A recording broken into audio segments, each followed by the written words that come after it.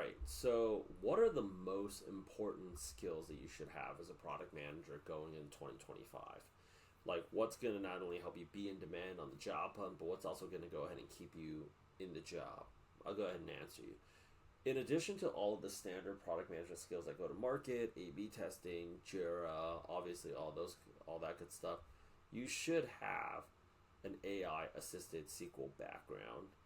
You should also have something where you could do like CRM dashboards, social media metrics dashboards, a chatbot, and then definitely AI systems design certificate, like something where you're doing something with AI automation where you can automate manual tasks.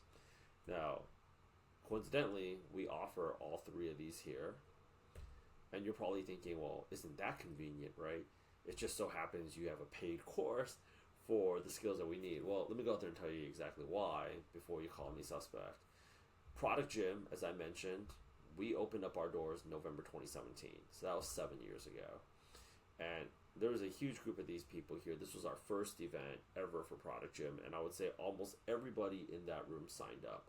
You want to know why they did it? It's not because I'm a great salesperson. It's actually because I came up with a really good marketing pitch. And that marketing pitch was basically this. If you ever need a product manager job again, we will help you get another product manager job for free, so as long as we are around. With that said, people are like, oh shit, it's a no-brainer. We did not know when we came up with that from a whiteboarding session, which was totally awesome. I can still remember it like it was yesterday, that COVID-19 was going to be coming down the rainbow. During COVID-19, the first 4 months was total mayhem. We had people like delayed offers and all that, but we got everybody a new product manager job within 90 to 150 days tops, because also some people caught COVID. During this round, it was a little bit different. Since the tech layoffs of April 2022, here's what happened. We got a lot of people, pretty much everybody, like a third of the people that's ever taken our program since our doors opened up day one, they came back during COVID. Almost pretty much everybody that I know that's ever gone through this program, they've had to come back since 2022 at least one time.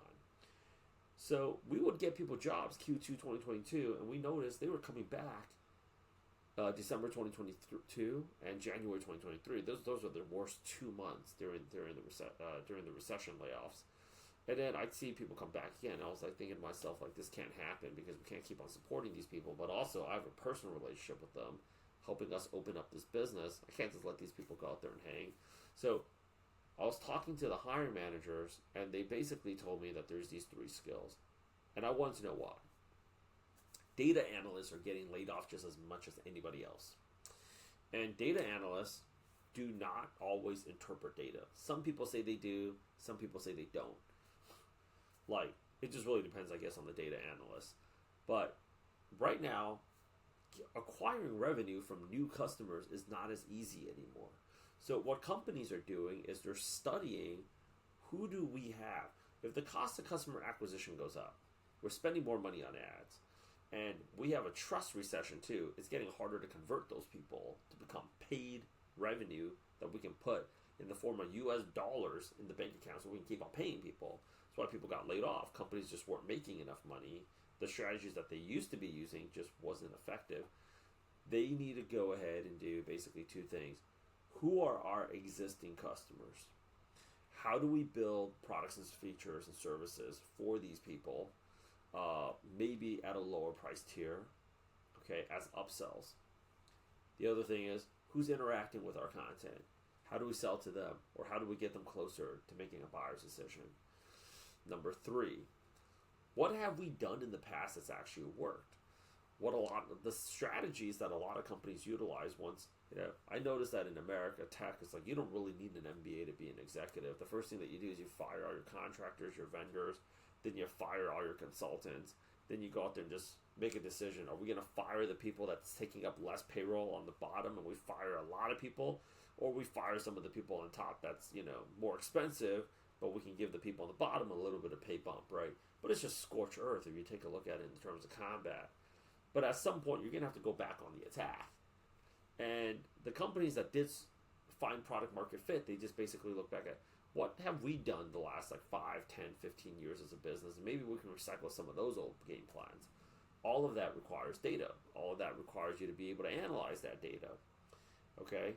So the people that can best put these dashboards and charts and reports together, you are helping your head of product actually make a compelling argument in the form of data and evidence and visuals, because everybody loves visuals, right?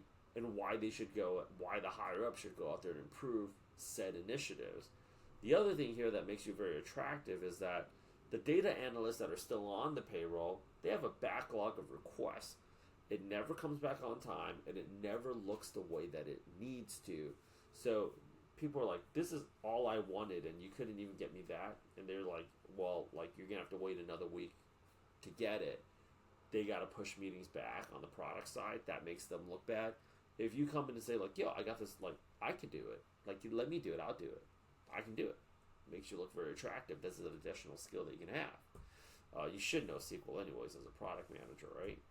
The other thing here is AI Assisted Product Development Certificate, which is actually when we show people how to put together a little mini chatbot using AI. This is really good for people that's never built anything, because in terms of a side project, the best side project is something that you can interact with and you can actually use. The other reason why this is product teams are poised to be the right people to help minimize the payroll that companies have for customer success managers. A lot of customer success managers and customer success people, they're taking our program right now because, like, this gentleman here roasted online after firing 90% of his customer support team in favor of an AI chatbot. I personally think it's kind of sad, but if you're in the startup founder group chats that I'm in, I can tell you basically this. They're raving about it, because why? That's just payroll they can spend doing something else. So instead of just learning AI, I see so many people get like a Pendo certificate, generative AI certificate, and then they're like, oh yeah, I have the certificate. Like, those certificates, like, and they basically said, I got the certificate, what do you need me to do with it? And they're like, I don't even know what that thing taught you to do. And it's like, well, I don't even know what that thing taught me to do, because I just sat through, like, I don't know, 14 hours worth of online videos. When you're actually like, I got this certificate, I'm going to go out there and help spearhead this project, you make yourself look very attractive, because since we started releasing these certificates, the number of people that has had to return to our program pretty much doesn't even exist anymore. So I don't want you to just get the job. I don't want you to come back. There's a lot of work for you to go out there and do it all over again. I mean, if you got to get another job, we will still help you, but it's not something that you want to go out there and spend your time doing. Okay? Lastly is automating manual processes. Anything that can be automated should be automated, and companies are really in favor of that. For the longest time, companies have really put it off for the following reasons: that people are working in the office. But now that people aren't, let's automate, because in the long run, they're going to get a lot of ROI off of this. So these are the skills that you have to go out there and focus on developing, and I'm going to go ahead and basically end up this video with this. I gave y'all a lot of context, and the decision that you basically have to go out there and make right now is the following thing. Do you want to go out there and continue doing this on your own? And if so, I would highly recommend you save yourself a lot of time and effort by joining my school, Community Product Manager Job Hunters United, in which case I have another 3 videos here. It's going to show you exactly what it is that you're getting out of it, but it'll give you a lot of resources to dramatically expedite your job hunt, so you can basically do other things like launch your own personal brand. This is something I'm going to be talking about more of in the coming months, because a product manager having simply just one income stream is not how you want to go about living your life anymore, right? That's one. The other thing here is developing a network. You see, your network, take a look at like the people that like I've helped land like a head of product manager role, right? Your network is not going to be developed when you're going through good times. It's going to be developing bad times. So many people reach out to me and they ask me, like, can I refer them to this person, as if there's nobody else looking for a product manager job or a job in technology right now. There's tons of people looking for a job in tech. You know who I'm going to refer? The people that I know. I don't know you. I'm sorry. You wouldn't refer me. Would you refer me? Probably not, right? We're going to be honest. When you're getting rejected and you're going through this highly emotional journey right now, these people are now your family for life. All the people that's in the Product Gym program, they are now your network, and they mean it, because we're going through a very tough time together. When you hit the 250 to 300K ceiling, I noticed the people that landed jobs with us like 5, 6, 7 years ago, they're getting the highest paid heads and directors of product roles all through this network here at Product Gym. They will refer those people because they knew them. People were like, well, I did an MBA before. When you did an MBA, it was fun. And you guys had a lot of fun because the MBA is just fun.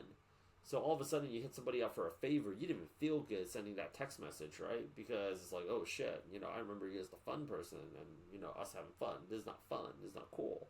But it's just like, yo, when we really grinded it together, that's a very different dynamic.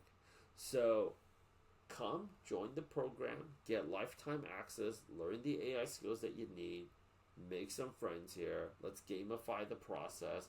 So much of this, you're not going to go ahead and do it on your own anyways, even if I showed you. Because why? It's just too much effort and you're not getting enough positive reinforcement. This is the whole reason why CrossFit exists, and actually why I named this freaking thing Product Gym in the first place. CrossFit and SoulCycle exist because all the knowledge you need to get the job that you want, just like how to get the body you want, already exists. Why are you not doing it? It's too hard. You can't fight biology. It'll win almost all the time, unless you're a psychopath, like Tom Brady. But with that said, schedule the call if you have not already. My team and I are looking forward to speaking with you. If you insist on doing this on your own, hey, I've loaded up all the resources that you needed to go out there and do that. But I want you to go ahead and win, because I know it's coming down the pipeline right now. And you should be landing the job as soon as possible so you can start focusing on generating additional income streams. Besides, I also have another course showing people how to get into career coaching. Trust me when I say this. There's enough to go around for everybody. My name is Rich with Product Gym. I'm looking forward to speaking with you very, very soon. Let's get it.